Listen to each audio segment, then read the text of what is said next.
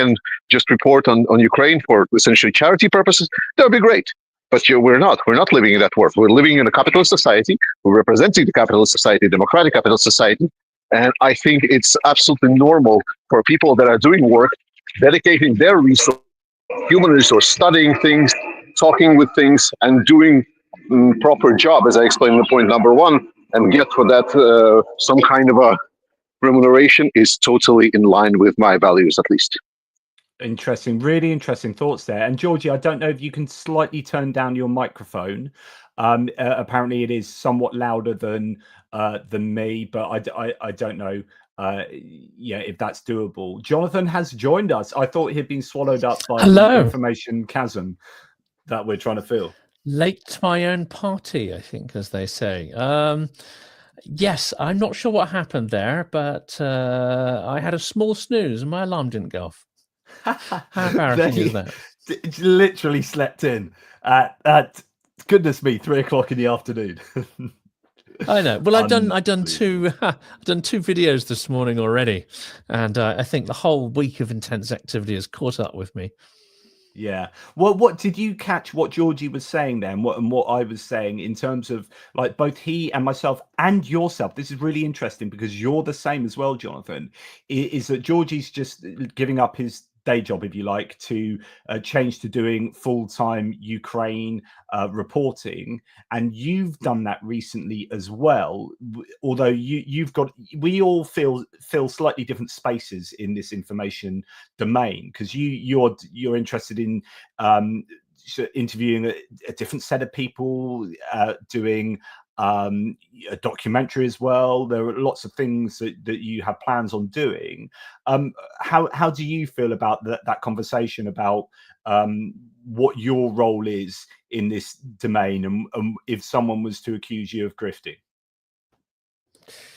Oh, that's a good point, isn't it? I think I'm partially still sort of finding the space there and experimenting with formats. And the balance as well. I mean, what's clear to me is I probably will increase my output, and it may well be that I do more of direct-to-camera videos talking about news stories. Probably do that without reducing the output of interviews. So hopefully the quality will remain the same. But keep experimenting with that.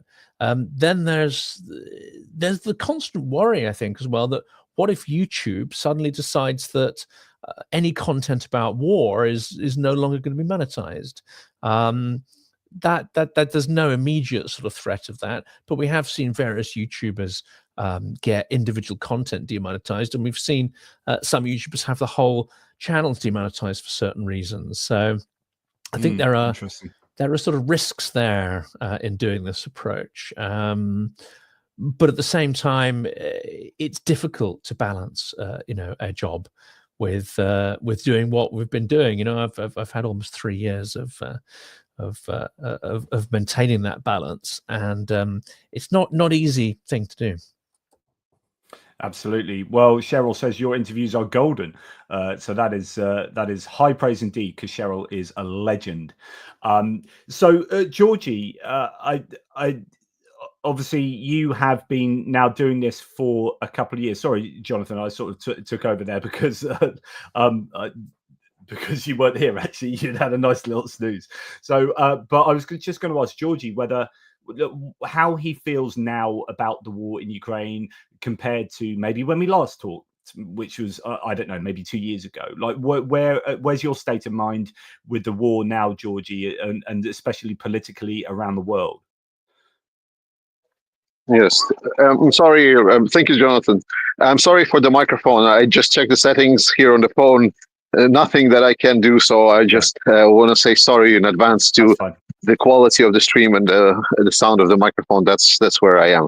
But this is for a good cause. It's all for the love of my life. So let's take it with that. With regards to war, it's a very broad question, right? Because there are so many angles to take on this. There's so many different moving parts. If we're talking with regards to why are we still at war, then I'm extremely frustrated. I think that's very true for majority of my and a lot of the pro-Ukrainian communities, because the Western allies had the easiest job in the world, right? Which is you give a little bit of money, you give a little bit of your defense capabilities, and then Ukraine wins. Basically, that's kind of putting it shortly. And that was the plan. That was the expectation. And we've been gaslit for a very long time, stating that we are doing everything that we can. We are trying to make sure that we deliver whatever is possible to Ukraine, and we're trying to do as hard as we can. And it was working for approximately a year and a half. But after a year and a half, about 2 years, there was a very serious reality check for everyone when we started seeing, if you remember, the first appearances of the Allies, actually, like the news surfacing that the Allies are actually prohibiting how to use certain weapons for Ukraine. They're actually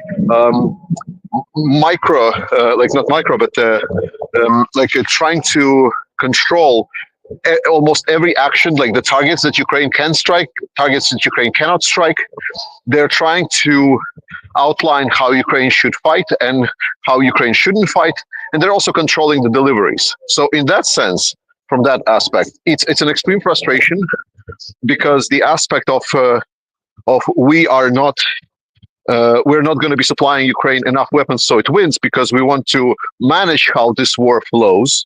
That is obviously for Ukraine supporters extremely frustrating, because we're just failing on the easiest job in the world for us as a Western allies. And yeah. Well, I was going to say, so you are of the mind, because I've been arguing with myself about this really since almost the beginning of the war, where Lloyd Austin came out, and I think it might have been April 2022, that early on, certainly earlier in the war, saying we want to degrade Russia for generations. You know, we want to. The approach was a kind of a fundamental degradation of Russia. Which leads one to think, well, maybe that slow drip feed of aid has been purposeful in order to do that in a way that a quick war wouldn't be able to achieve. And I sometimes I think that is what they're doing, but then the rest of the time I think no, actually it is just the anti-escalation. They're just worried that too much is not a strategic. Not in that sense. It's not military strategic. It's an escalatory strategic decision that they are drip feeding and slow walking the aid. I don't know what your thoughts were. Pretty much so, because we had an idea that maybe like they have some kind of plan, and I think the one phrase that kind of describes that plan the best is "as long as it takes." Right? We've kind of talked about this. Jonathan has talked on his interviews so many times, both with General Ben and a lot of the other guests that have been talking about this. Why are we using this phrase for as long as it takes? It's like, why cannot we just say like Ukraine must win, we must prevail, Ukraine must secure all its borders? No. And as long as it takes, the actual truth of it is that now, even with the coming of Donald Trump and complete readjustments of the cross-Atlantic relationships, we're now looking down the barrel into as long as it takes actually being a completely meaningless statement that doesn't have any binding power. So we basically got sold, every single one of us got sold a Budapest memorandum, so to say. And I'm just not eating it. Yeah, the as long as it takes is suitably vague enough that it sounds good but doesn't bind you to anything, as you say. Like, what is it? You know, this is where lots of people have been clamoring for victory to be mentioned, or for Ukraine to prevail, rather than as long as it takes. And yeah, so I would broadly agree with that.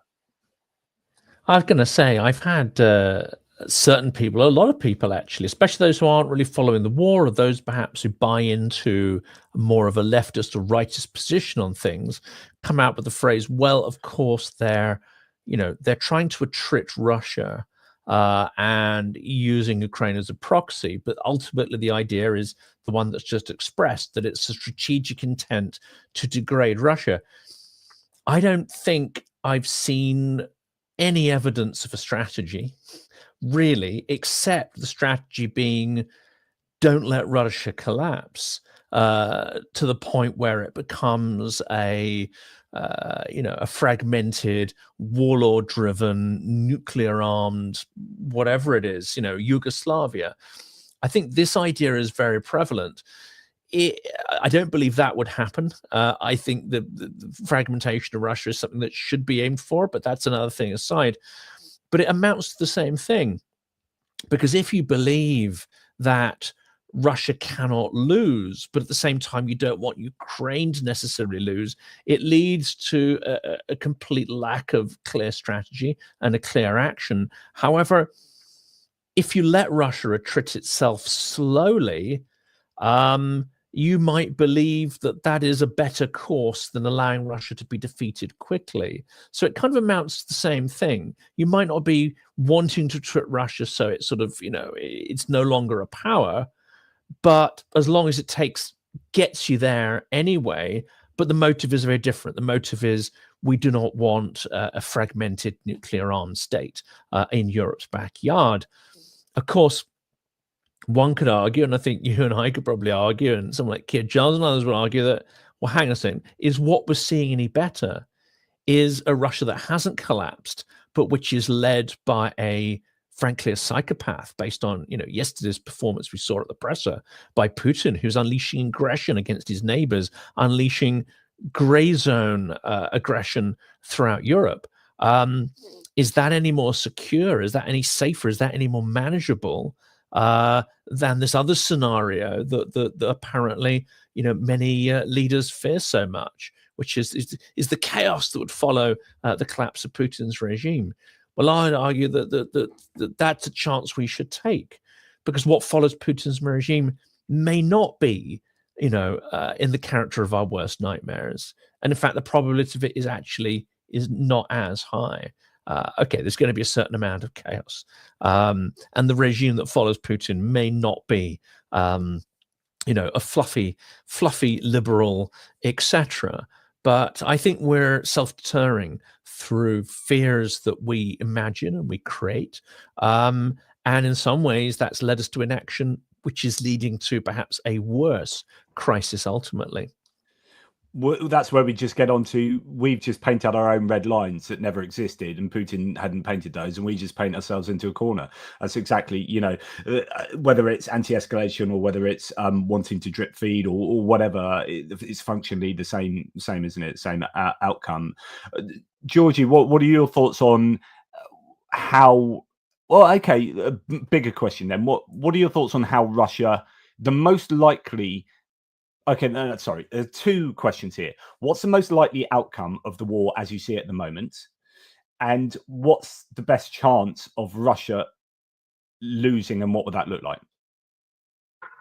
Sure. And I have the, how do you say, the personal mentality test that we use on our channel and prepared. And we talk a lot of, honestly, like one of the main topics around my channel is personal perception, like how a person sees certain things. And I've been arguing against the defeatist mentality in the Western society a fair bit.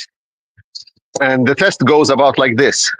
Imagine I say a phrase, which is Ukrainian-Russian negotiations for ending the war, right? And then there's images and like expectations that are appearing right now in your mind, how that could go. And in my perspective, the absolute dominance will have Ukraine is giving some kind of land or is being forced into negotiating position. And that's exactly the defeatist mentality that I'm trying to fight on my channel. That's very much defining a lot of problems that we're seeing right now in Western leaders, right? People are not treating Ukraine as they are an actor. People are not treating Ukrainian people as their actors. Everyone is thinking that because Trump is going to decide something, that Ukrainians suddenly stop fighting, or they will be forced into some kind of a negotiation and so on. And I think they don't understand Ukrainians at all. And over the 3 years, they still haven't understood them. And Zelensky said about this very, very clearly in his recent interviews, because there was a lot of speculation with regards to how this war should end, and people started sneaking in phrases that he never said about Ukraine giving away territory. And in some of the interviews, he's been very sharply hitting back at the fact that there can be no forgiveness to Russia. There could be no stopping of the war until there is security guarantees, and that there is not going to be any peace until Russia is going to start essentially finding a way how to pay back the suffering and casualties that Ukrainians have sustained. So when you're answering your question, sorry for the long-winded answer, but when answering the question, how this war will end, what I'm bouncing off of is, in my perspective, when I'm answering the question on how do you imagine negotiations between Russia and Ukraine, my perspective is the Ukrainians that are in strong position, that have been fighting Russia that has been bled dry, even if they will not get weapons from United States, even if it will cost a lot more lives and so on, because that's been so far the feeling that I got from Ukrainians, and that Russia will finally start giving way, and Russia starts considering, and they will start begging for negotiations. That is the peace talks that I can imagine Ukraine participating in. If we do something else, if it's going to be some kind of the negotiations that is proposed right now, then it's just a silly little thing that will resolve absolute nothing, and this war will not end. So if we're talking the real ending of the war, then Russia still needs to be bled more and more and more until they start screaming. So and do you think that's likely to happen? I mean, what do you think is the most? So the first question was, what's the most likely outcome as you see it at the moment?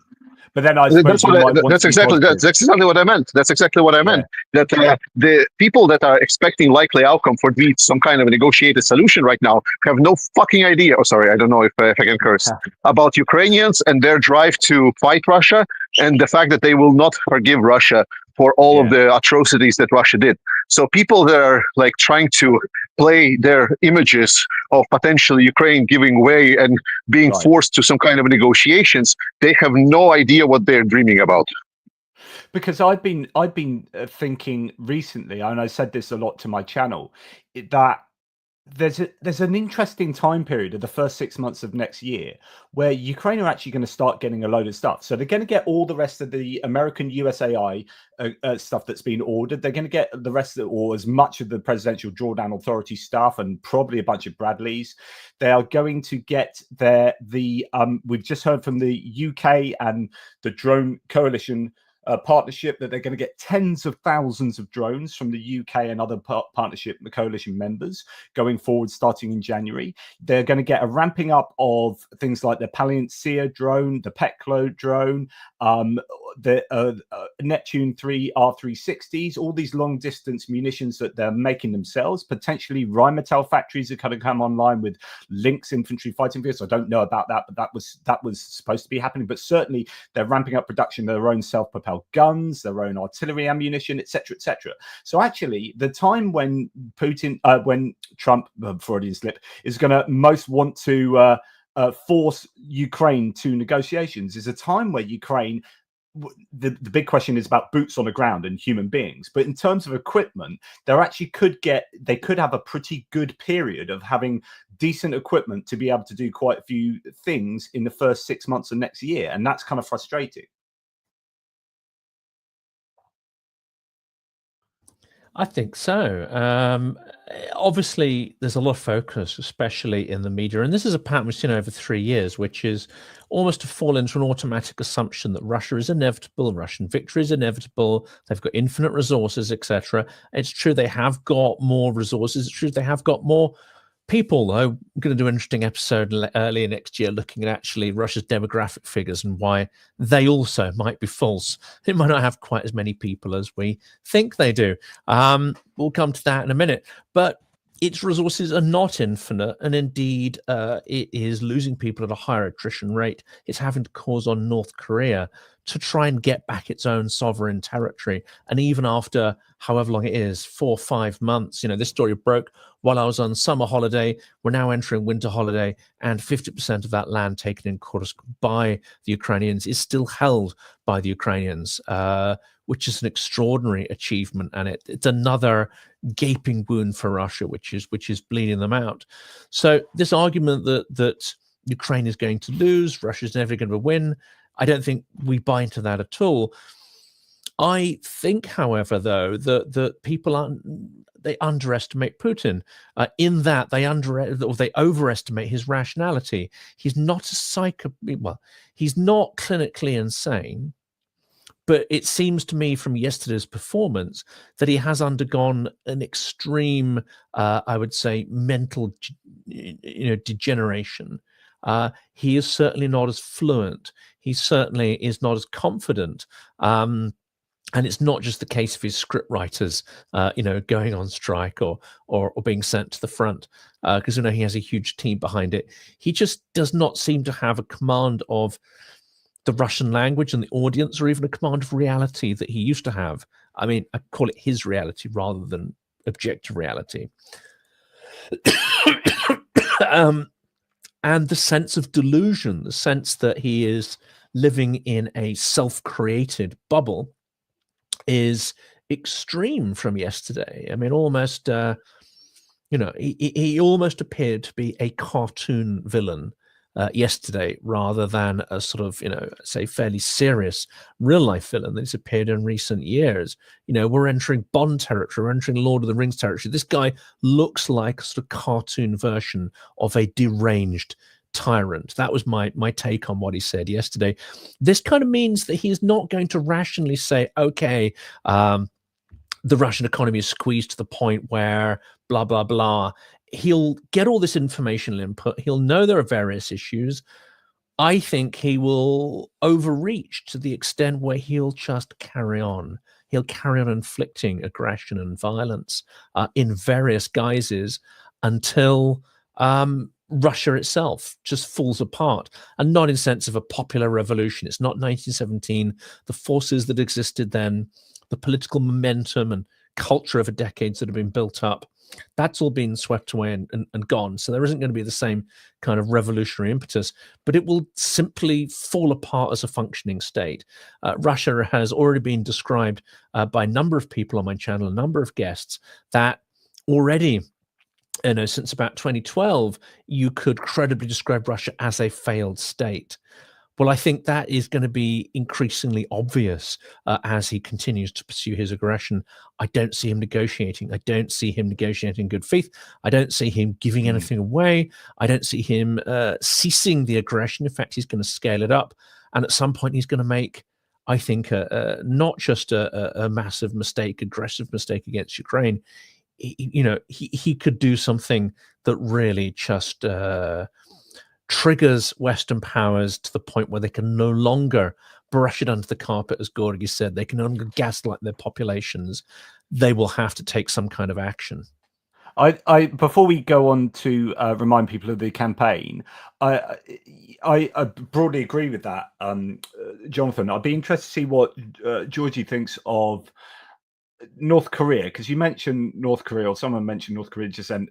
I've been not dooming a bit lately, but I have said that North Korea is potentially a game changer in their provision of both materiel and troops, depending as to whether there are more to come. So some people have said that potentially 100,000 troops could end up going eventually, but it depends what Putin can afford. It depends what he's. I've heard every tale under the sun as to what he's actually paying Kim Jong-un. Like, is nuclear secrets, MiG-29s, Su-24s, whatever, Su-27s, millions, billions, hydrocarbons, whatever. Like, but if there are 100,000 potential North Korean troops, and if there are like endless supplies of, albeit rather crap, SPGs, that is a problem. We have seen Kursk now start to get squeezed by the Russians. They had kind of stopped for a while, and they'd been attrited to a point, and then the North Koreans are coming along, and even though the North Koreans are being attrited at pretty alarming rates, they are taking that land, and that's all that matters. So I think North Korea is more of a challenge than people give them credit for being, and we have not responded to North Korea nearly freaking enough. And, lifting ATACM's restrictions was one thing. Good. I'm glad that happened. Where's the rest of us getting together and saying, the bloody North Koreans are fighting in Europe? What the frick is going on? Georgie, what are your thoughts? Maybe you should mention campaign before I get into my answer. It's a big one. It's a big answer. Yeah. Okay. Fair enough. Let's do that. So, Jonathan, let's bring up the campaign, which has been going really, really well. I had a €5,000 contribution overnight, a single person, to my one, which is absolutely insane. And I know Georgie is doing what he's not part of the Trucks Under the Christmas Tree, but just to let people know, he does have his own one in the Car for Ukraine campaign here. So he is on his own fundraising 250,000 smackaroonies for which is just insane. So obviously, though, people are also very welcome to go and contribute to his. That's a decent total already. How long's that been running, Georgi? It's been a couple of weeks. Like, we basically started it right after Jake's campaign was over. Yeah, good. You didn't want that crossover because he's a fundraising demon, that man. So we're all hugely impressed by Jake, and we'd only be human if we felt a slight pang of envy there, and the power of his audience as well. Yeah, but we are now over halfway for our one. I think it's so we're going for 150,000, and there's 80. We're up to 84,000 or something. So loads of really good movement on this. Really, really happy with that. If people can remember to contribute, that would be absolutely fantastic. I'll put in the links in the live chats, and then we can listen to the answer that Georgie was going to give. And remember, Yes. Jonathan and I are going to be driving these beauties over to Lviv. We're going to film the fitting out process to see how these trucks are made battle worthy, and we'll be creating content, doing interviews on the ground when we're there. Jonathan, this interesting news there. We may be able to get a recording studio. We may be able to even put an event on in Lviv when we're over there. Including some fabulous Ukrainian guests we could actually line up. So that's a little bit of an update for you. Oh, so I just had a meeting this morning. Check me out. I jumped on the internet and spoke to JR and Benny Pie, who helped me out with my stuff with like how to do the maps and all the stuff. You put a suit and a tie on, Jonathan. Yeah, I did. For the first time in about 10 years. Yeah. Yeah, so we had a talk, and we were trying to work out what we're doing and how that's going to play out, and we probably need to have a meeting with you, Jonathan, as well. But that's really exciting. If that's an event, then that can be sort of anchored in there at some point in time. But yeah, that's amazing. Yeah, and the dates, I think we can figure those out. And this is for the audience, this is an open discussion here, but something people who are in London might be interested in is Pekka Kaliniomi of Vatnik Soup is doing events in January. So 15th and 18th of January, he's doing 2 events, one in Parliament, which I think is more of a closed session on the impact of disinformation. And then he's doing a public event on the Saturday, the 18th, at the Ukrainian Ukrainian Society place in Holland Park. If people know that, if they've been there, there's a fantastic Ukrainian social club with a wonderful sweary Ukrainian chef who does marvelous food, and there's a bar, and it's just this beautiful little slice of Ukraine there. So there's the event there. So I think probably when we go, it's likely to be after the 18th, after those events are out of the way. So that sort of latter half of January, just sort of ballpark. Although OPSEC, it's or February or maybe May, and it might also not be Lviv. It might be we might be going to Pyongyang or something. Okay. Oh yes. Nobody knows. Put some flack out there to confuse people. Nobody knows. Yes. Georgie, North Korea. Sure. First and foremost, I would like to push back on the phrase that you said. You said the most important thing is that North Koreans keep taking land and so on. I don't feel that this is the most important thing. More importantly, I want to actually, this is one of the arguments that I make on my channel, is that try to explain to people that it's expected that Ukraine will lose territory because they don't have enough resources. So the fact that Russia is taking some land somewhere is not terrible, like, because in the military, especially aspect, when we're talking about like how much losses they incurred. And then we go into the second part of the question, because here we we kind of start clashing narratives. Like as you said, like well, now North Korea is participating, so they're providing Russia with infinite ammunition, infinite weapons, and infinite no, I manpower. never said they are. I said that if they are, that is really important. Like Likely. they're only a game changer if they are. Yeah. No, but like for me, that argument is hilarious, because that's exactly the same argument that I've been fed for 2.5 years from the chat trolls and so on, saying is that Russia is infinite. So if now North Korea is providing Russia with infinite resources, then Russian manpower is now infinite.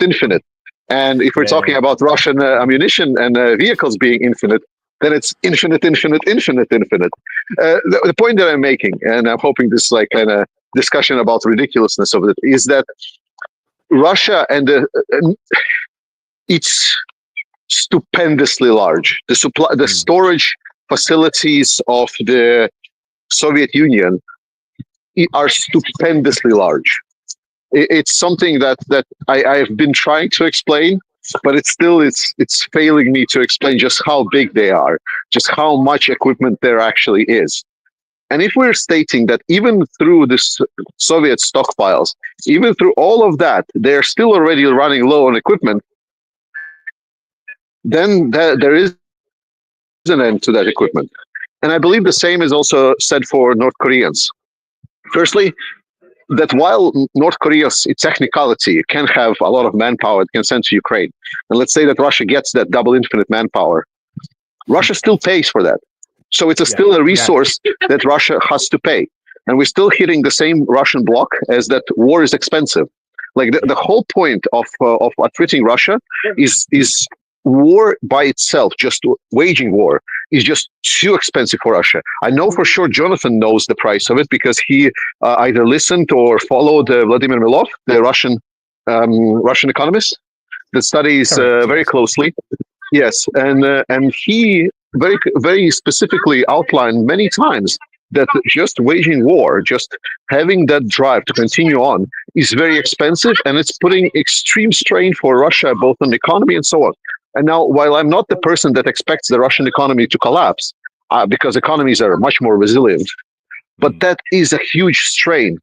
And the fact that already this year, as Vladimir Milov also said, that Russia had very marginal increase to their military budget, because compared to what they wanted to do, they would need to increase that budget many, many times over than what they did. But they didn't. And the next year, it's actually already kind of expected. I'm pretty sure they will review this, but it's expected it's actually going to be even less of an increase, if not the slowdown. The point is, Putin bet a lot for 2025. He put a lot of stops and a lot of resources to put up for 2024, 2025. But after 2025, Russia will be in a lot weaker state, and the economy of Russia is not getting better. Every day that this war goes on, just by the fact of existing, is putting more and more strain on Russia. And I know that dictatorships might look rigid, but the best example just recently was Syria. I mean, no one even discussed or even imagined that this state could collapse. Yes, there has been like some civil war, of course, yes. But no one was expecting that like 13 days and then just suddenly it's gone. Absolutely collapsed. So that's something that we must never discount, that changes accumulate over time, but they resolve very, very, very short, in a very short time frame. So that's my take on North Koreans. Well, so I actually agree with you 100%. I don't think we necessarily disagree. So what I've talked about on my channel is the biggest challenge for Ukraine, the boots on the ground. Attrition of their own people is the biggest challenge, I think, for Ukraine. Like, the support in equipment is relatively easy, as in it's just things that the Western allies can supply, you know, and conceptually that's fairly easy to sort out. Money is fairly conceptually easy to sort out. We just need to give Ukraine more money. But we can't generate Ukrainian human beings. And there are some demographic challenges for Ukraine. And although we can give them human beings, if we have the guts to move in structures to the West and free up some people. But if you see what I mean, like the actual process of of creating Ukrainian human beings that are going to fight on the front line. We can't do that too easily. We can somehow send some back from other nations and whatnot. My point was, like, if Russia has the access to 100,000 more, it's not infinite, it's like 100,000, then it is more of a challenge than people give them credit for being. And if they can get like thousands and thousands of self-propelled guns, then it prolongs the war. We were getting to a point where I was in a good position where Ukraine had properly attrited the Russians. The Russians I've looked at stockpiles, I've looked at production schedules, just like Georgie was saying, there are issues for the Russian army. There isn't an infinite amount of stuff.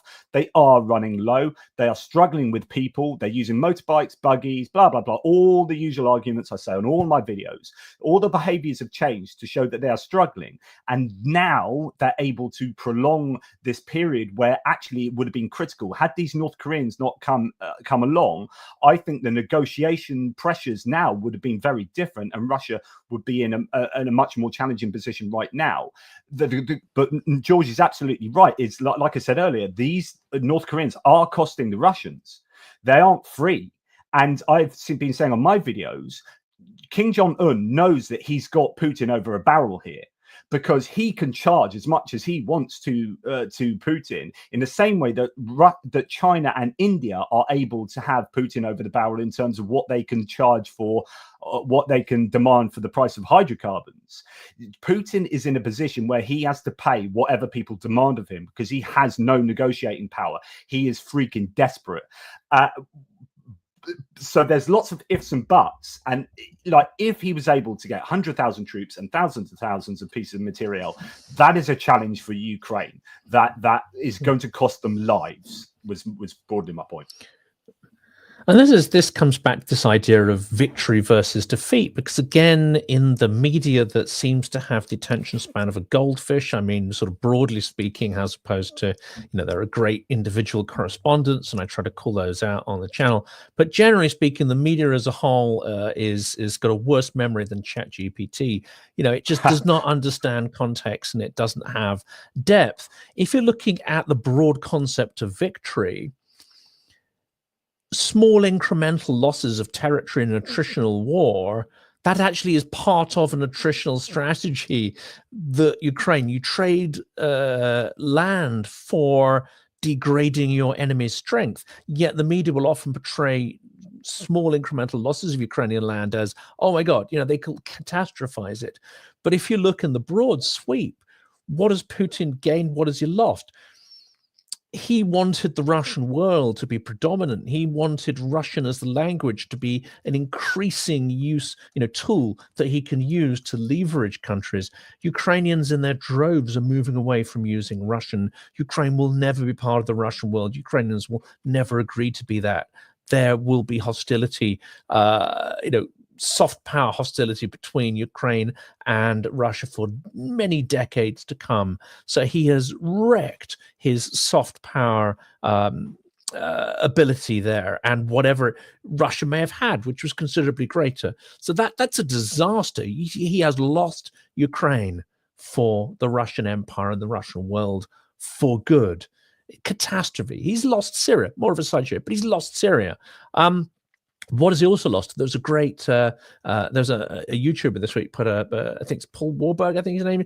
I haven't really seen much of his stuff, but he put out a really interesting video saying, look, one of the things we're not paying much attention to is that prior to this war, Putin had the world over a barrel because it had hydrocarbons, assets, and minerals that the world wanted. And he had a strong hand in helping to influence price on the global stage for those extracted assets. He's gone to now being over a barrel, exactly as you've said. Russia went from fulfilling an incredibly powerful niche in the global arms industry, which is we can produce relatively high-tech stuff. It's not comparable to the NATO kit, but it's dramatically cheaper and it's reliable. And this is incredibly powerful niche since the Second World War. What else has this war shown? It's shown that Russia cannot fill demand for its exports. It can no longer fulfill those contracts, and it's shown that equipment is shit. It's unreliable, and it does, it's nowhere near the standard of NATO kit produced in the 70s and 80s. So he has wrecked Russia's soft and economic power, whatever incremental gains he may make on the battlefield. Yeah, I totally agree. Andrew Perpetua's joined the chat, and he's seen more videos, I think, of the war in Ukraine than anyone I know, certainly personally. He says the thing that Ukrainian commanders do not want to lose, thing is that they do not want to lose ground and do a lot of really bad counterattacks that suffer actually really bad casualties. And this is something that Andrew has seen himself, right? The Ukrainian military puts too much emphasis on punishing leaders for losing ground and not enough, or actually the inverse, praise for limiting casualties. This reminds me of my pyramid of objectives that I've talked about previously, which is the main objective at the top is to get back land, right?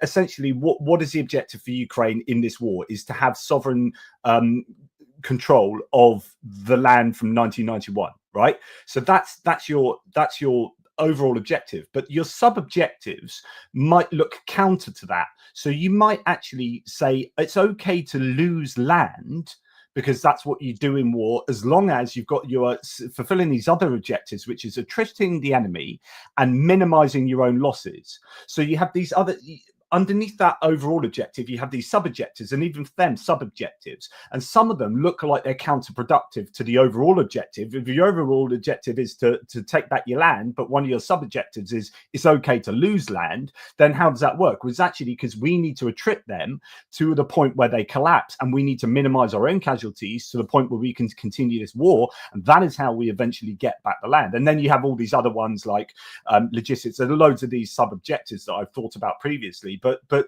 so, like I think both of you were saying, is that, yeah, losing land isn't necessarily a bad thing if it fits into this overall understanding of how the war goes, and it's coming at a cost to the Russians that means that it's a kind of Pyrrhic victory, if you like, and they end up losing as a result of taking that land.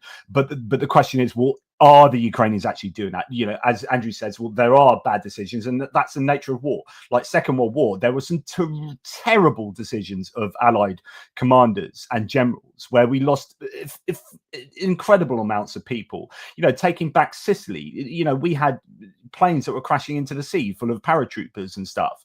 You know, disasters happen, and there always will be disasters. And I think sometimes we have the expectation that because we feel that the good guys should always win, whenever I watch a film, the good guys win, and therefore, like, we feel like Ukraine should win, right? Okay, and therefore we just think they will win at every conceivable opportunity because we have that kind of bias in our heads. They will make mistakes, and they will make some terrible decisions. We just got to hope that they learn from those mistakes.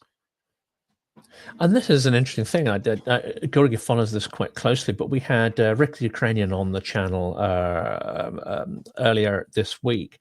And I've also had in various conversations, and this is something I'm going to do an episode on. So this isn't necessarily some extraordinary, national secret, but there certainly is a lot of fear in Ukraine, a lot of criticism that actually, since 2014, actually since independence, you've had what you could broadly call the Maidan mindset, which is those who are more Western leaning, those who are less hierarchical, those who are trying to roll back the Russified elements of society, I would say the Soviet mindset, and moving it to a far more sort of agile, horizontal set of people who who exercise their agency, take responsibility. And we have to be clear, I mean, this fight is still going on in wartime. And you do have commanders who are trained more in the Soviet mindset and are more hierarchical and don't potentially allow ideas to come up through the ranks or criticism of techniques or necessarily the learning from mistakes to come up. And you will have, administrative inertia where some people, as you say, you lose ground. That could be a career-ending thing. So it's not good strategically to try and win back land or retain land at any cost. That goes against these principles of the attritional warfare. You're trying to exhaust Russia, and you'll get your land back at the end of that strategy. Whereas if you just look at it on a micro level, non-strategically, you know, and I think we saw with General Zaluzhny a sort of reasonable understanding of that. I mean, Bakhmut was criticized, but it seemed that in many instances troops were withdrawn when the point of attrition became higher than it was worth retaining land. That didn't always work. People weren't always, you know, withdrawn in time. But if we fall back into the sort of Soviet bureaucratic mindset, then Ukraine is going to lose, because if it's two Soviet armies fighting against each other, then the Soviet army with more resources is going to win. So you need a different strategy from that Soviet mindset. So that, I know that's a big debate within Ukraine. It's a big worry, and not all commanders necessarily, you know, make the best decisions.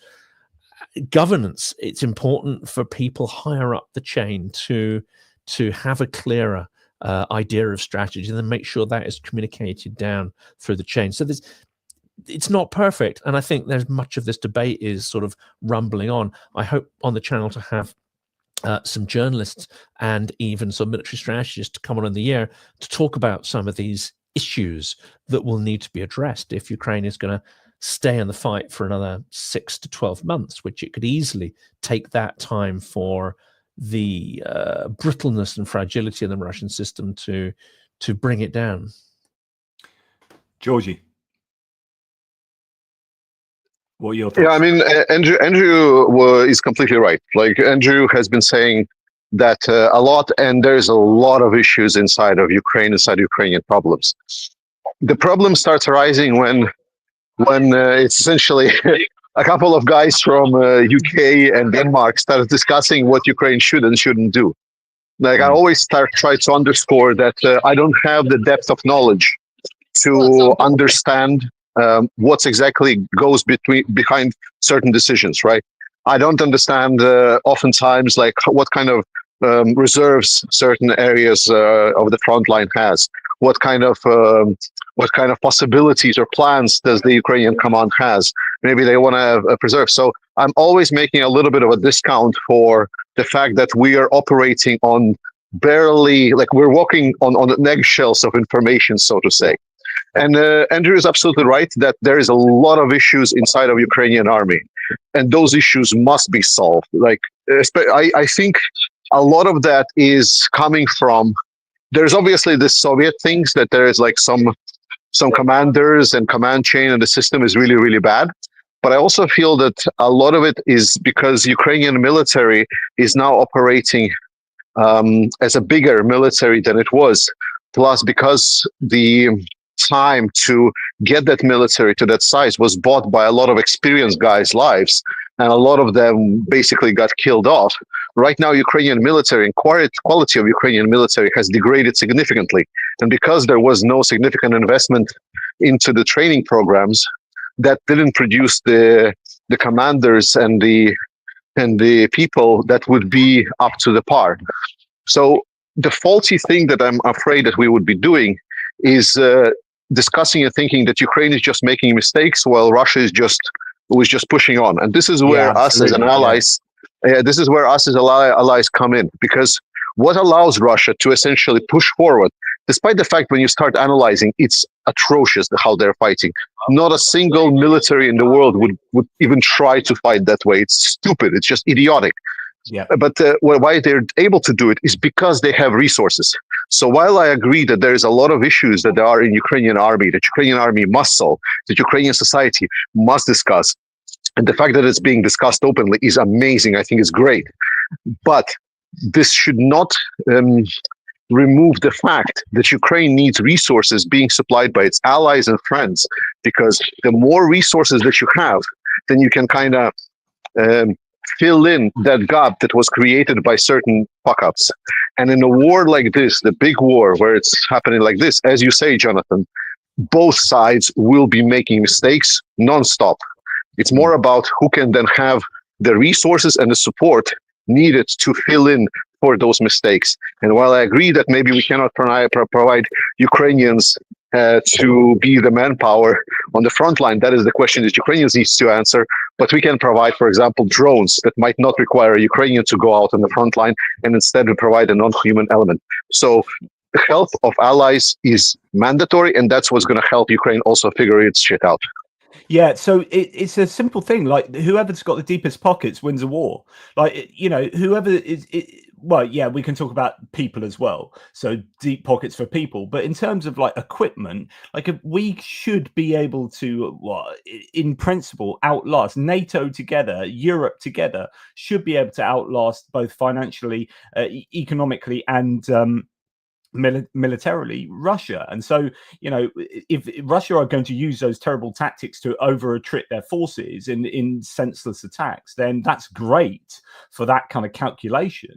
I want to make a comment on what Georgijs said about, he basically hinted at what's called epistemic humility. So epistemology in philosophy is a study of knowledge and truth, as I often say, and epistemic humility is this idea that we should be humble with what we know, and sometimes say, well, look, I don't really know that. And one of the examples of this is actually, and Jonathan's just mentioned Zaluzhny.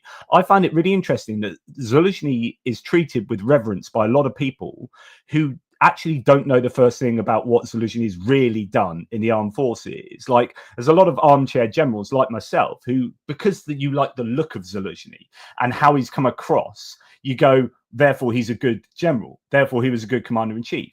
When he was moved aside to become the ambassador to the UK, my conclusion was, I have no idea whether he was good at what he did, really. And I don't know that we'll ever know that until after the war. Like, there will be some opinions. He was maybe popular in the armed forces, and maybe some people he was unpopular. And maybe there was things that happened quite soon after he was moved aside that were pretty bad, that could only have been laid at his feet for things that happened. And so, like, Zaluzhny, I don't know. And same with Syrskyi. I'm not sure that I know enough about the actual decisions being made and how much Syrskyi has, you know, what he's got at his fingertips, how many resources he's got, what are his challenges, what does he know, what doesn't he know, what, you know, how good is he at making these decisions. So, like, it's really easy to criticize or laud these commanders in chief and these generals, but actually we are doing that, which is, I think, what Georgie was saying. We're doing that from a position of not knowing all that much, although there might be some information that we do have that can let us know more. But sorry, Georgie. Yeah, I'll just make a last statement because I really need to jump off. So thank you so much for inviting and so on. But with regards to Syrskyi, right, there's a lot of honest criticism about the system that is being built, and as you said, like, perspective matters, and especially for Syrskyi, because in one of his recent interviews, he stated that he basically was forced to do the Kursk operation, that it was not actually part of his plan, but because the front lines were essentially having trouble, he needed to do this Kursk operation that is now bringing a lot of benefits for Ukrainians, that is actually focusing a lot of the Russian attention to fight inside Russia, which is actually kind of great. Yeah. But the point is that while there is a lot of arguments being said about how Syrskyi is a bad general that maybe he's on, for me, the thing that kind of, like, you know, doesn't make sense with that statement, where I have the dissonance, is that he's a bad general that always makes bad decisions, and yet he planned an operation that brought Ukraine a pretty good resulted in a pretty good treatment and position for Ukraine to have, and that operation was planned in such a way that not a single one of us knew that it existed. It happened absolutely by just thing. So for me, that is the dissonance that I feel, and that's exactly what is humbling me in, especially like bringing strong opinions about Syrskyi or Zaluzhny, is the fact that if he's such a bad, how come that operation did play out so well as it did? And as I said, I need to jump off. Thank you so much, guys, for inviting me. I will go give my wife a big hug from all of you, and thank you so much for everyone that is supporting Ukraine. Please keep supporting Ukraine. Ukraine needs all the support it can get. Absolutely. Happy anniversary. Great to see you, Georgijs. Bye. Take care, mate. Let's do this again. Just in answer to what you said, although even with Kursk, I agree with him. I think it was definitely the right thing to do.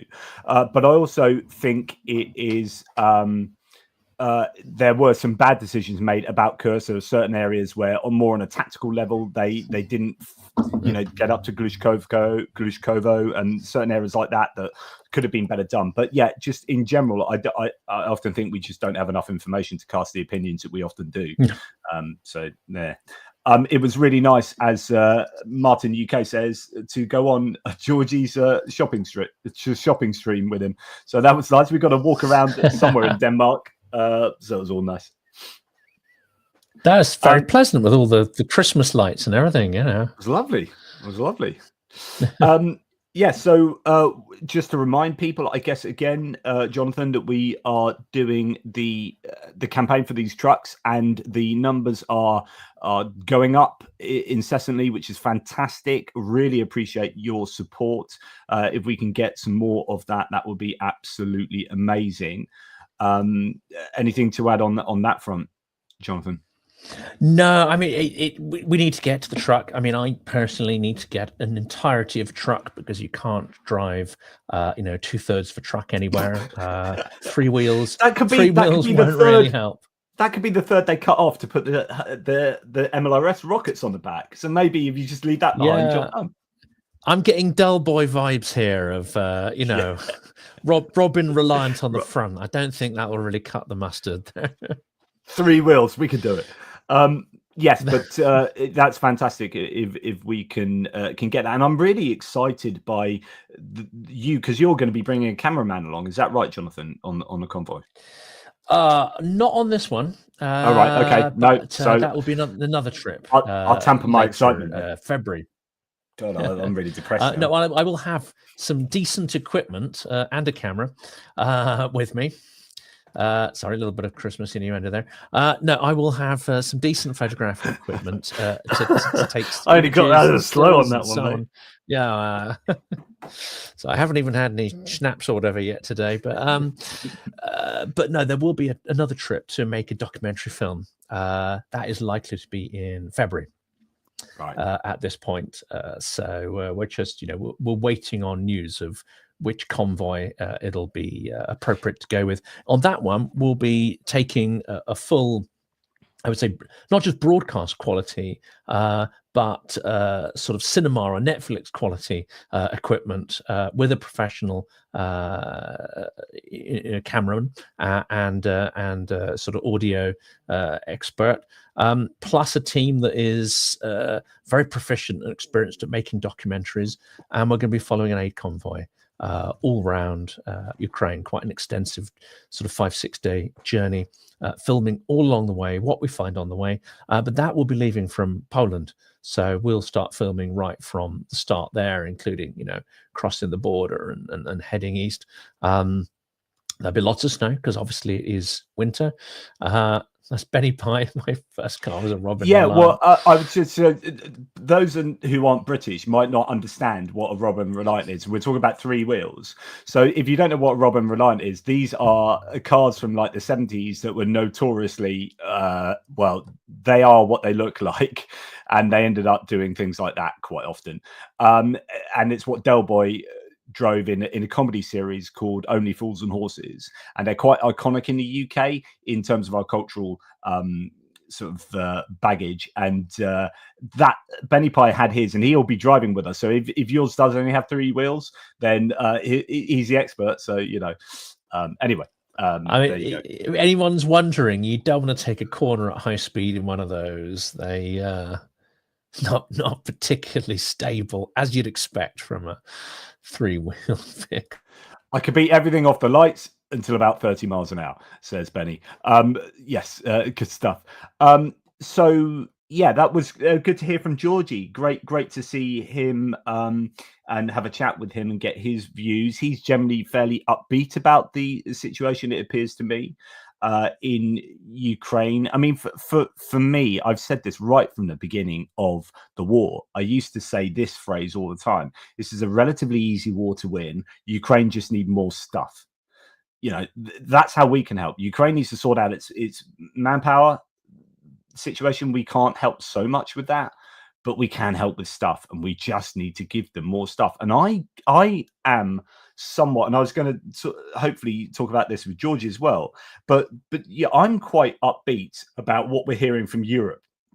in light of Trump being potentially an obstacle to continued aid to Ukraine, I'm seeing like the UK have stepped up again. They've given another package in the last 2 days. We've got Denmark's just given another big package yesterday.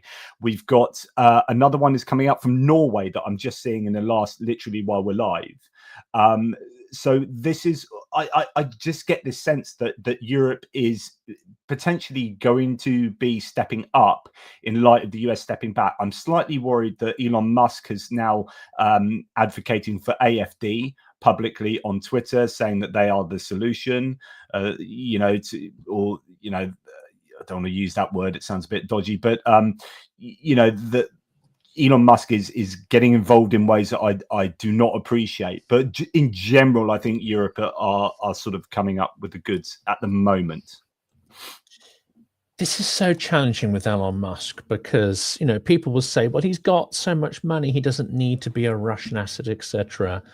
But so much of his business empire is dependent on government grants. So much of his empire is dependent on assets and resources sourced in China and potentially markets in China. And if he wasn't one of the world's richest men, if you just took his statements at face value, which is what I try to do when understanding, where someone goes from being influenced by Russian narratives to being a full-on useful idiot to being an asset or an agent. And to me, it's the intensity and the alignment of certain statements with Russian propaganda, the frequency of those statements, and the intent, the impact that you want to have. If I just took his statements and fitted it into the sort of framework that I've got without knowing who he is, the conclusion would be that he is a paid Russian asset, and that is working in the interests of the global disorder that is propagated by the Kremlin. If I was simply sort of parsing the narratives, it would very clearly place him in that camp. Unfortunately, also, how should I say this? Because not everyone's going to appreciate this, because he clearly has some talent in business, and his talent seems to be to take out inefficiency from enterprises that he's involved in. He does seem to quite, the only point I found him to be compelling and elegant on anything is when he talks about taking costs and inefficiencies out of supply chains. And he uses it. Clearly, his managerial techniques are pressure, humiliation, and threat. But that's to say, I don't like working for people who adopt that approach, but it is a known management strategy, and in certain circumstances, it can deliver results in a business context. If you're part of an organization which has a high threshold of fear and has sort of clear objectives, and the rules are fairly well defined, and then managers use a mixture of terror and humiliation to get there, but they're aligned with clear business goals, then that can achieve a result. I don't want to go anywhere near such an organization, but they do in their own sense sometimes work. That seems to me how he runs his operations, with this extreme sort of cost cutting and a process of simplification, something which Steve Jobs has clearly done for Apple design. And he had a clear design philosophy of taking out extraneous steps and features, and that's based on quite a sophisticated, and I would say a clear kind of philosophy. It seems that Musk applies that sort of Occam's razor type thing to cost processes within supply chains or manufacturing processes. Okay, that's great, right? And he has a certain vision for his technologies. But Werner von Braun also, Werner von Braun in some senses was a genius, but he was a freaking Nazi, right? And this is one of the problems I think people have. Excuse me, I've talked so much this week; it's catching up with me. Sorry, carry on. Finish your point. Yeah, but again, if you just take Musk's statements and the kind of, try to infer the philosophy that sits behind his more political statements, he's veering towards the absolute extreme right. I would almost call it chaos capitalism, extreme libertarianism, which I don't want to use this phrase, but he could be accused of being a sort of tech Nazi almost. I've just Andrew Perpetua, and I don't know if you know much about Andrew Perpetua, but I've just sent him. He said that he could come on for the last bit as we kind of wind up this one. Andrew could come on and talk about. He was making those points about the generals. He with his team and with Tochny just do a phenomenal amount of work. So it might be interesting to get his views on what he sees as going on the front lines at the moment. And so if you don't mind, Jonathan, we can add him. Andrew, thanks so much. Great. And you've actually been in the live chat for the last 2 or 3 days of these live ones. So it's been really great to have your inputs. Can I also just say to everyone before Andrew casts his opinion of what's going on, Merry Shahedmas to everyone. It is that time of the year where we all celebrate the wonders of the Shahed drone. No, it's a horrific piece of stuff, but I'd rather see it strung up like that with some Christmas lights on than flinging itself into a residential building. Andrew, what are your views on what's going on in, I guess, on the front lines? You're the guy that understands the minutiae of the fields and tree lines of Ukraine more than any other human being in the open source intelligence community, I would have thought. What are your views there? And tell us a little bit about Magyar and his birds and what's going on with them. First off, can you hear me? Yeah. Okay, cool. Well, first, I'm really happy, conflicted about Magyar being promoted because it's going to mean so much more work for me, and I really don't look forward to it. He releases an enormous amount of content, and now he's going to be releasing 3 times more. So he's becoming a brigade. So he was a regiment before. A regiment is like 2 battalions, and now he's becoming a brigade. And so that's 6 battalions. So it's 3 times the Magyar. Right now, his 2 battalions have been like split in half. Like one half has been in Pokrovsk, and I don't even know where the other half is. It might also be in Pokrovsk at this point. They were in Kursk for a while. I think they were in Vovchansk for a while. I don't even know where they are at this point. But anyways, they've been in Pokrovsk for a while, and he's been doing a ton of damage there. He just released a video the other day of all the things he destroyed in Pokrovsk. And it was like, I don't know if you saw the video, but he drew like every tank on like a grid. So you could see like we destroyed like not like 500 tanks, and it had like 500 tanks on the little square, right? And then it was like, we destroyed like this many golf carts, and it showed that many golf carts. So it was kind of interesting video. That's incredible. So because I remember he was in Kherson, and then he went up to Vovchansk. Yeah, they split in half. Yeah. And then he went to Kursk, and in that time he split in half, and then Prokrovsk, and then I presume he's training other units, so that there's still that going on in Kursk, even if he's not there. They are still like the FPV drones are doing incredible damage, and drone IED dropping drones in Kursk still. I mean, I'm seeing like videos of just these roads of death all over the shop where there's just destroyed equipment. But I mean, this puts paid to those. I often get these trolls coming on my channel saying, "Oh, why do you believe this? And why do you believe Andrew Perpetua?" And they always slag you off. And then it's like, look at the footage. It speaks for itself. Like if you're denying that Russia's losing all this stuff because you think the Ukrainian general staff are lying, well, okay, they may be over exaggerating, but the trends are certainly true. And my goodness, when you look at things like those montage videos of Magyar, they are phenomenal. Yeah, and I still haven't finished his October video or November video. There were like 200 losses in it, and it's just so many. Wow. But yeah, it's interesting seeing how big he's getting. He said recently that as a brigade, he's now so big that he's no longer really important, which I think is kind of the important thing here. Yeah, that's good. That's a good thing as well. Yeah, it's transcended him, and it's become something much bigger than he is, which is good. Do you think the Russians can catch up with that though? And are they? Well, they try. I mean, the main thing that I see from them is not so much the drones. We see the drones because they're easy to see the drones. It's really the electronic warfare that I think that they're more important with. And I think that's why they were in Kursk. I don't think they're really in Kursk for the drones. They're there for the electronic warfare. And I think that's why Russia started pivoting to these like Vandal drones. So can you explain what the Vandal drones are? they are fiber optic drones. So because I was going to say fiber optic drones are the Russian thing at the moment. Yeah, so they are a fiber optic drone. They turn like a battleship in honey. It's kind of amusing. They're really not that maneuverable, but they're effectively immune to the more simple versions of electronic warfare.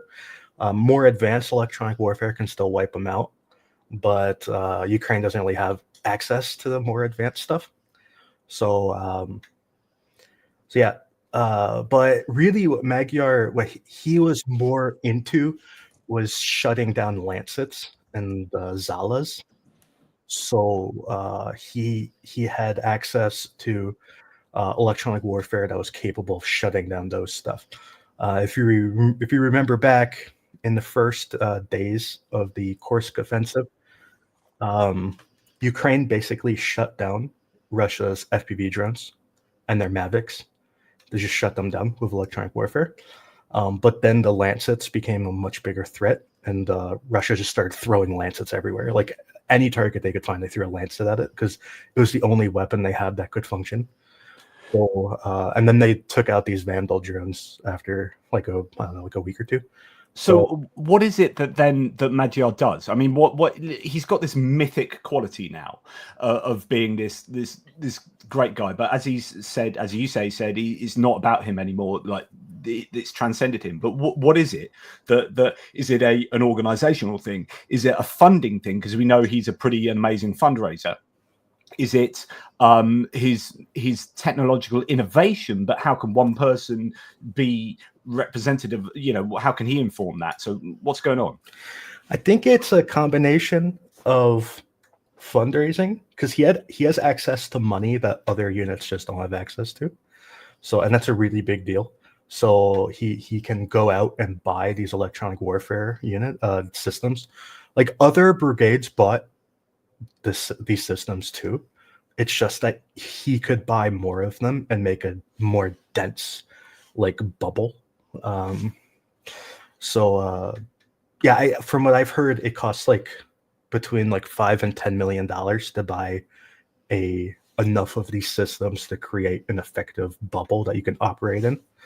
So not that many brigades can fundraise like $10 million. That's so frustrating. It's like if I was a billionaire, we could win this war, right? We could just all become Magyars and just like buy all this stuff. Like surely that's so doable.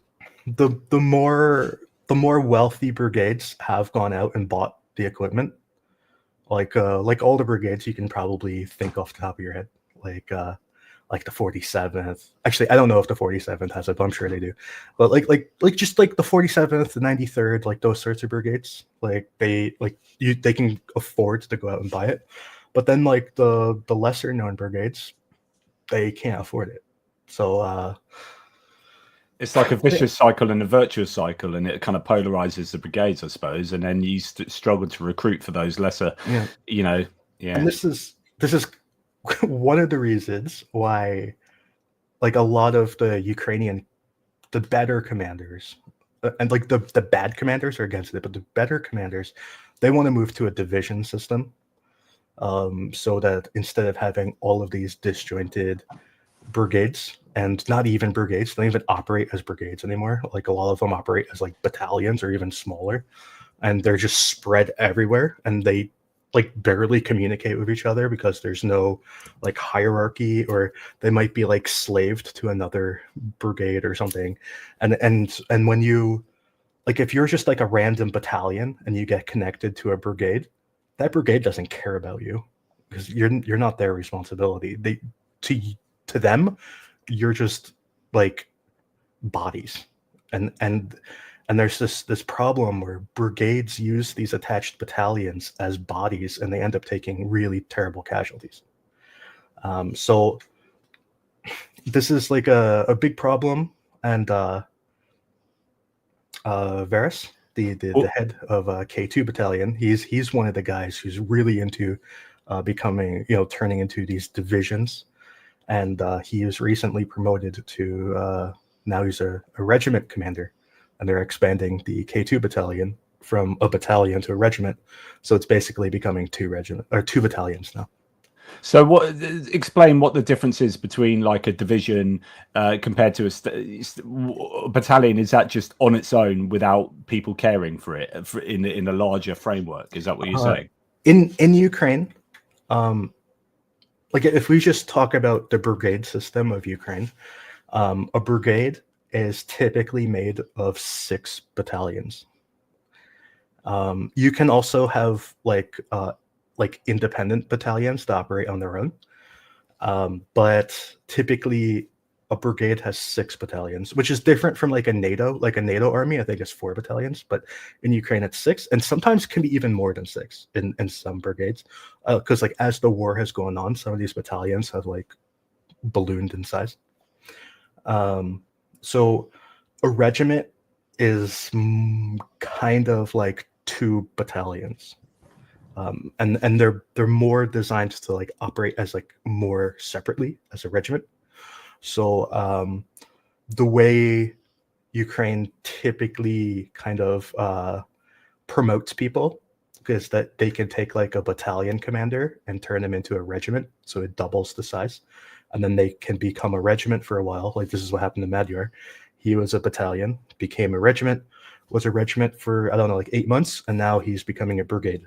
So I assume this is what's going to happen to the K2, that they're becoming they're becoming a regiment, and then eventually they'll become a brigade, or they might just stay a regiment, and they might combine a few regiments into a division, perhaps. I've got a question about this. I mean, how much fluidity is there for people to choose which sort of brigade they join? And is there an element that introducing competition, as it were, mobility and competition, that people can actually choose where to join? Could that be a way of improving,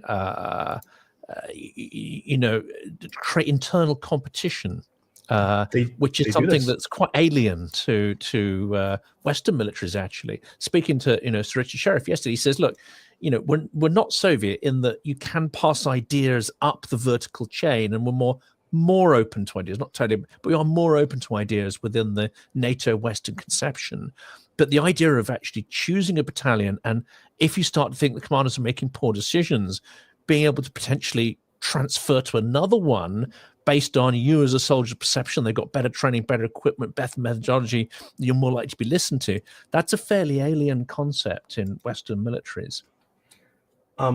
In Ukraine, they do have this. I'm putting a link in this this chat here. I don't know if you can see this. Yeah, well, in the private chat. Yeah. This link is to a Blue Sky post, whatever it's called. But this is from the K2 battalion, from their website. I took a screenshot of it a while ago. I can't remember the name of their website, but this is from their website. So you can go to the K2 battalion and you can volunteer to become a member of their battalion that's becoming a regiment, and you can kind of select your class. It's like a video game. Like you pick your team, you pick Team K2, and you can select your class. And these are all of the jobs you can volunteer for. So this is a change that the Ukrainian army made in trying to answer this issue that people were not wanting to join up because they were going to be just sent to the worst job type thing in the worst battalion and blah, blah, blah. And this gives them, as far as I understand this, Andrew, the idea was that if you get some kind of ownership over your own kind of future in the armed forces and get to do what you kind of want to do more likely, then it's much more likely that you are going to want to volunteer and sign up. Does that sound about right? Yeah, and they've passed a law recently that you can demand to be transferred to another unit but the rules for doing it are so convoluted that it's like almost impossible to happen. Realistically, you can only be transferred from a rear unit to a forward unit, so you can like volunteer to be in combat. Or because of course that kind of makes sense, because otherwise everyone would be like, I'm at the front lines, can I just transfer to the kitchen unit in the yeah, so you could go to the front, and they're totally fine with that. They'll let you go to the front. But if you want to go from one unit in the front to another unit in the front, it's like impossible. And it's unfortunate, because like a lot of the Ukrainian people want this, like especially the military. They want, because you can't punish bad leaders like directly, but if you could say like, you're bad at your job and I don't want to be with you anymore, and transfer to another unit, you vote with your feet. I see. So it could like naturally get rid of the bad leaders. But anyway, these classes you can pick. If you like go across the top, like it's like drone operator, Mavic, drone operator, FPV, and then it just goes across like that. And there's like sapper and mechanic, there's like a radio technical guy. There's all these jobs. So it's like this one is electronic warfare operator. And anyway, these are all the different jobs you can volunteer for. Interesting. Before we kind of wind up, is there anything, Jonathan, because we'll have to shoot off in a second, is there any like questions about Andrew? I don't know how much you know about what Andrew does. A lot of poring over maps. He has his own map that he updates, him and his team. They do a lot of geolocation. So when they look at these destroyed vehicles from videos, they then geolocate them, make sure they haven't double counted them, and they have their own loss lists, etc., etc. And most of my viewers will know what Andrew's loss lists look like, because I go through them every day, and it's actually kind of one of the highlights of my day. So when he doesn't do them for days because his workload is so like huge, I'm like, oh no, where are the loss lists? But yeah, so he does an awful lot of this kind of data collection and whatnot. Is there anything that interests you, Jonathan? Yes. Well, Andrew, come on the channel. I'd love to have a sort of in-depth conversation. But also, there's an idea I've been floating amongst a few people on the channel, and because you are so much more in the detail than this and on the ground and have conversations which I can't have and don't have. It seems that there are many. There's several classes of people. There are people who are, the sort of talking heads without military experience. There are those who are talking heads with military experience but retired, and there's different levels of sort of expertise, different levels of connection with reality, and stuff going on. But it seems to me what everyone lacks, and what a lot of Western governments lack, and which they're not necessarily getting from Ukrainian administration and bureaucrats, and what Trump's administration definitely lacks is ideas.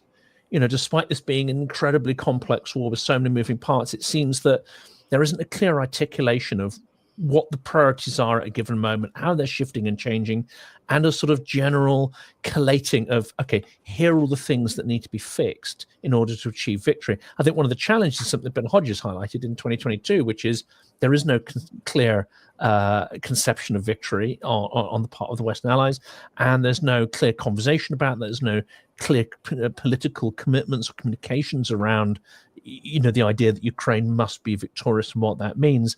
So it makes it very difficult to then shape ideas and collate them, because there's a vacuum at there, the strategic vacuum in terms of what we actually want as an outcome of the war. So one of the projects I'm going to be working on privately is creating a list of all the actions that could be taken that may ladder up to victory. We also see in much of the media commentary, they'll say, okay, F-16s, it's not a silver bullet. This isn't silver. That's not a silver bullet. It's so unbelievably annoying and such a bad take, because no one thing is a silver bullet. But having a clear idea of all the different sort of ways in which this could be brought to a successful conclusion seems quite a useful exercise. I'd love to know your thoughts on that. And this could be things the West could do. This could be things that could be done internally in Ukraine to improve decision making, improve, the marshalling of resources and execution. It could be anything that helps victory. It could be pressure we could apply on the Russian economy.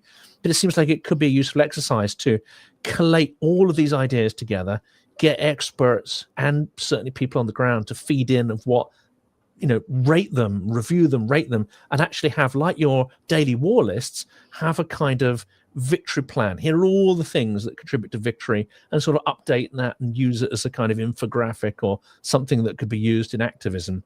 So that's a bit of a long-winded kind of statement there, but do you think there's a role or some value in such a project? Yeah, I mean, I personally think about this a lot. So my personal interest, and this is not just in the war, it's just my interest in general, is finding very low-cost solutions to problems. So it's what I've done in my past careers, is trying to save money while also solving problems simultaneously. So there's a lot of really cheap solutions that can go to Ukraine that are just not happening right now. They're massive problems that you could probably solve with $100 million. And like the trucking problem in Ukraine has a huge lack of trucks, especially kind of smaller trucks. Because there's a lot of equipment in Ukraine that's very big, but not very heavy. And right now they're having to use pickup trucks to move these things, and it's highly inefficient because the pickup truck just doesn't have enough volume to hold the things, and it can carry the weight easily, but it's not enough volume, and you need trucks to carry it, and there's just nowhere near enough trucks. So we've talked to drone pilots who say we need to move our drones from where we get them to where we are, and it takes me 7 back and forth trips to move them all in my pickup truck. Whereas if you had one truck that could just carry it all, it would save everyone a ton of time. And this is just a really big problem. And Ukraine is obviously constantly losing trucks too. So not only do they need a ton, but they constantly need more. And it seems like only Germany that have been intent on getting them that. I mean, when I look at the list of stuff that the countries give, Germany has actually come up with the goods by and large in terms of trucks on a relatively consistent basis, and Zetro's trucks and so on and so forth. But other countries, that's a relative. It's just easy. Spend a bunch of money on a bunch of trucks. And what do you mean by size of trucks? Is this kind of like Ford Iveco kind of what kind of weightage and size, or is it more of the sort of Toyota 4x4 type things, or is it a range? I mean, there's room for every sort of vehicle. Every sort of vehicle has its own niche that it fills, and honestly, every type of vehicle is needed right now. So but I mean, what I'm talking about right now are proper a lorry, a proper truck, a big maybe a 6-ton truck or an 8-ton truck or something like that, that you can just stuff drones into. Because the drones, they come in basically pizza boxes, because you can't fold them up or anything. They're just a drone, and they come in a pizza box. And just imagine stacking pizzas in a truck. You can only stack so many pizzas in the truck. The truck can easily carry the pizzas because the pizzas don't weigh anything, but there's only so many pizzas you can put in the truck. And this is kind of the problem that they have with these drones. Imagine in Kursk, right? Imagine that you have to fire so many drones per day, hundreds and hundreds of drones per day, and each one comes in a pizza box. How many? It's a lot of pizza. You know what I mean? You're going to be driving back and forth and back and forth and back and forth just to deliver all the pizza. So that's kind of the problem. And each journey is a risk. I'm sure each time you're making those journeys, especially close at the front, if you make fewer journeys, you're quantitatively lowering the risk of being hit. Or Although obviously the hit costs more money. but yeah. You lower the risk, and also, and it frees up resources. Like if you're using a pickup truck to carry around your pizza boxes, that means someone who could use the pickup truck as a pickup truck can't do that because your pickup truck is pretending to be like a lorry, So it makes everything less efficient when you're using the wrong tools to solve the problem, Yeah. So, and it's just like one example. There's tons of kind of low cost things, like relatively low cost, like $100 million in this war is so little money because we're talking about countries donating tens of billions, or like the EU giving tens of billions, or like the US. It's a problem there. It's a problem there that people high up are thinking about really big ticket items. So when they go into countries, they're saying, well, this is what we need. We need a Patriot, or we need this, or we need F-16s. No one's going, oh, we need like 1,000 Zetros trucks. And it kind of gets lost in the fact that those are the needs right down here. And I don't know, the people up here aren't really thinking in terms of those smaller needs. I don't know. Yeah, I mean, I've tried talking to people. I try to talk them into it. I don't know. We try to come up with plans. We try to say things like, your government wants to have greener trucks, right? You want to buy greener trucks, the better fuel efficiency, maybe electric. I don't know. You want to have green trucks. And you have this giant fleet of trucks right now that are very not green, and you want green trucks. Can we come up with a deal where you buy your green trucks right now and you give us all your old stuff? Or something like that. Like, yeah, a bit like the London Transport for London did. Sadiq Khan eventually got convinced into giving the old old vehicles that were part of our scrappage scheme that were going to be ditched because they were not green enough, and actually they ended up going to Ukraine. But yeah, I get that. Yeah. So these are sorts of things, and the same is true for like this engineering equipment that they need. Like they need bulldozers, excavators, things like that, which are kind of in the same vein as needing trucks. Honestly, it would be fantastic if the trucks and the equipment came as a package deal, because then you could put the stuff on the trucks and drive it all in. So it's just things like this, where you get the bigger, like huge bangs for your buck. Like, like buying a $30,000 excavator that can then protect, hundreds of millions of dollars worth of equipment from getting damaged. I don't know why it's. Yeah, I know you and Constantine, who's on your he's always fundraising for excavators, because he knows from the people on the front that they are the things that need mini excavators, mini diggers to help build those trenches. Absolutely, really important. And you bury like a crab in a hole, and then it gets hit by a drone but doesn't take any damage because the drone hit dirt or whatever. Like how many crabs do you have to protect before you pay off how much money you invested? Because these excavators they're kind of expensive, but they're not actually expensive in the grand scheme of things. You could buy enough excavators for the entire Ukrainian military for like $100 million, probably. Maybe that's a crab. That's a crab he's talking about. It's a self-propelled gun. Yeah. So things like this is like, if you wanted to go out and spend, $200 million, instead of spending $200 million on a bunch of stuff, maybe $200 million on trucks and excavators would be a better way of spending your money, Yeah.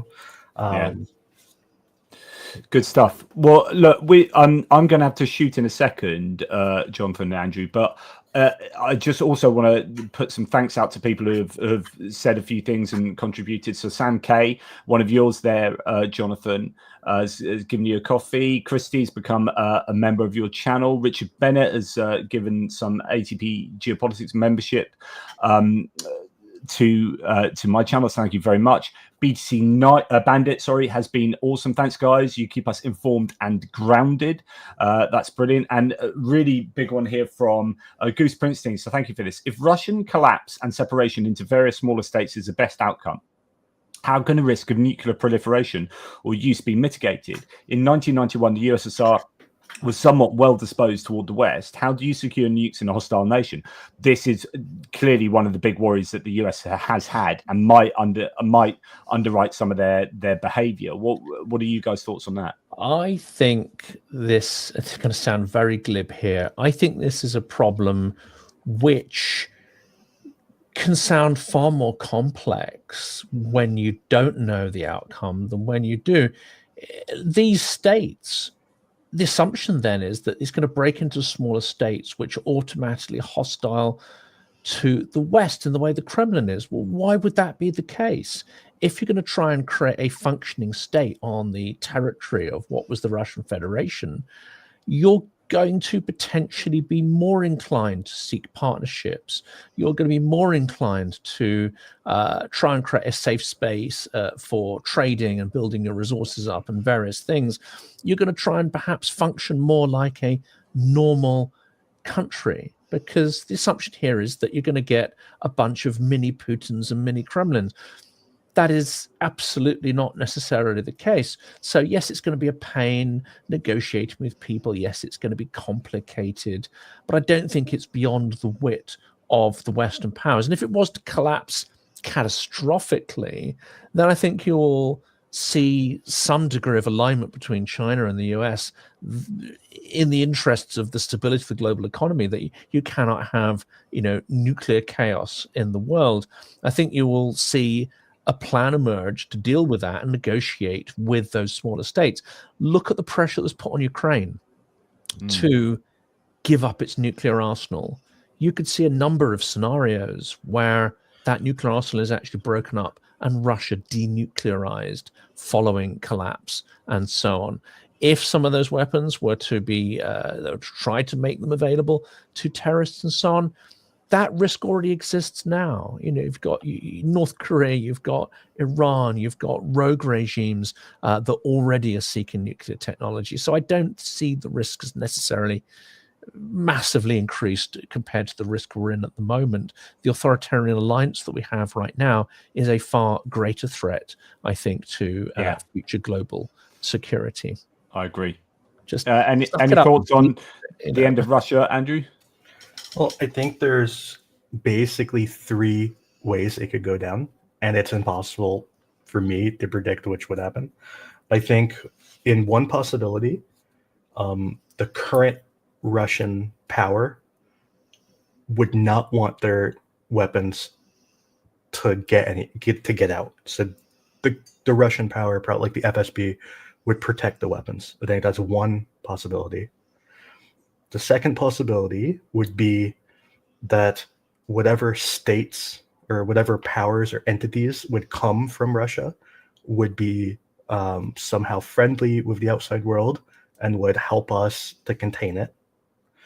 Or three, if there's no power containing the weapons and or the people there are hostile, I think we would directly attack and destroy them.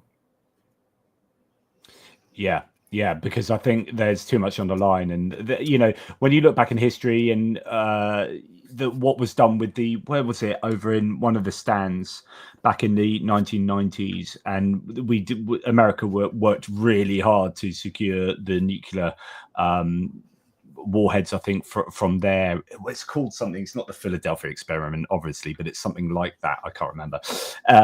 Interesting. Julian Roster, still find it amazing why the deployment of North Korean troops in Europe isn't making headlines all over the world. It blows my mind. I mean, it is mentioned, but it should be far more seriously dealt with than we are seeing. And Goose Springsteen then says this, and I'd be interested in, Jonathan, on your opinion here. Like, Peter Mandelson has been made the new British ambassador to the USA. People don't know him. He's called the Prince of Darkness back in his days as a spin doctor for the Tony Blair government. He is an interesting one, Peter Mandelson. He's been made the UK ambassador to USA. He's has some concerning Russian connections. Now, I don't know about this, so I was trying to wonder whether this was a good selection. And I thought it's an interesting one. He could be quite good at extracting from the US what we might want him to. Like he's a canny operator, right? A lot of people don't like him, and that's possibly the right kind of guy you need in there in the Trump administration, to be honest. So he was director of this, I didn't know this, Sistema, a Russian defense technology company, until June 2021, 7 years after Crimea. Now that would change my opinion. So my opinion was broadly he's an interesting one. He could be a bit of a left field decision that might work actually in the Trump administration, but I don't know about Russian connections. Jonathan? I don't know enough about that to comment, and we don't want to get our asses sued off. But there have been persistent rumors, just as there were persistent rumors about Boris Johnson's connections. So I don't think it's automatically precludes someone. I mean, Boris Johnson quite clearly has some rather worrying links, but it didn't stop him from actually making a decisive move and providing the in-laws. So yeah, I don't see it as immediately precluding. He certainly has always struck me as someone who is an extreme networker, someone who's able to really, work the network and schmooze. If you're going to be uncharitable, you could say almost on the sort of extremely unctuous and sleazy end of things. But he's clearly a good communicator, and actually to deal with Mar-a-Lago, which is it's like a sort of medieval court. We know that the style of Trump is Hitlerian in some ways, which is to get all your minions fighting amongst each other, to promote some and not others, or give the same job to more than one person. I mean, you've got the sort of the chaos management, which is beloved of tyrants, and the court of King Trump clearly fits in that kind of pattern. I expect that someone like Mandelstam is quite well suited to operating within that sort of informal sort of network. So we're sort of coming towards the close. I just want to remind people of the fantastic fundraising that we have been doing, which I think is going at a fairly decent pace. The numbers are ticking up. We're almost at ATP Geopolitics at 35,000 euros, which is absolutely insane. Dimitri at War Translated everyone's doing a fantastic job. Silicon Curtain, you are doing two different fundraisers at the same time, Jonathan, but yours is ticking up nicely as well. Both are stalled slightly today, so a little bit of a push here. Come on, guys, we've got to get this film made. We've got to get this truck bought and delivered, right? This is key personal goals, but they're also designed to have the maximum impact for a Ukrainian victory. So come on, let's get it done. Yeah, absolutely. So, Andrew, are you amenable to I don't know about Jonathan, but are you up for jumping on next week for a chat about cabbages and kings? Anything? Sure. Nice one. I'll tap you up. Caught up. We were so far behind. Man, I can't think like how psychologically that must be when you've like got thousands of videos to look at, and then Magyar drops one where 1 20-minute video requires like, I don't know, hundreds of geolocations. Like honestly, his 20-minute videos are the fine ones. It's the ones that are like 3 minutes that you know are a disaster. Because they do it really quick, like flash, and then you don't have enough context to be able to geolocate them. Yeah, the 20-minute ones are usually like kind of chill, where he's like talking and like 3 things happen, and then the 3-minute video has like 400 things happening. Yeah, wow. Well, just keep up the good work, mate. It's incredible. I know that my audience really values you and your work, and Gick and all the people behind the scenes as well. I know Benny Pie was speaking to you yesterday. Benny Pie's a bit of an AI guy. He's done an awful lot with AI, and he was suggesting that, and you were quite reluctant with AI, aren't you? Although you do have someone, is it a German woman that works with AI with you in the background? So that's cool. It's Constanza. Yeah, they call her the AI girl. Yeah, nice one. Well, just appreciate everything you do, man. So that's all I've got to say. Jonathan, or for, I guess, Andrew first, is there anything you want to say? Any appeals you want to talk about? You know, where can people find you, etc., etc.? I don't know, dude. It's like I have a Twitter account, I have a Blue Sky account, I have a YouTube account, and they're all just my name. Yeah. So you could just search my name. Andrew Perpetua, go find him. Go find all the stuff he does. And I think, you know, last one for the new year. This has been quite an experience, and as long as I don't snooze through my alarm, which I apparently did today, after you know, having I did do 2 podcast recordings this morning, so I'm not going to be completely you know, embarrassed about it. But yes, it all caught up me. But I think this format is great. I think we should definitely do more of these. I'm going to put forward the idea that we do a weekly one, and it may be that we find a particular time slot so that people know when to tune in. But I think Jonathan and I are going to get together, figure out what to do. And I like this format of having 1 or 2 guests each time. So, you know, Jonathan and guests could be an interesting format for the new year. Yeah, I'm keen, and especially since you're in the UK, so we can do it at a time before my kids get back from school. This is it. JJ and guests could be a nice little format. I like it. Well, look, guys, Merry Christmas, everybody. Merry Christmas to everyone out there. And please remember the trucks campaign that we are going to continue to push on our own channels. And thanks again to Andrew for all you do. I guess that's pretty much that. We'll leave it there. And as I've said the last few days, Slava Ukraini. Heroям slava. Nice one. And Smert varagam. That too. Stay on the line, guys, and take care, audience. Please check out that fundraiser.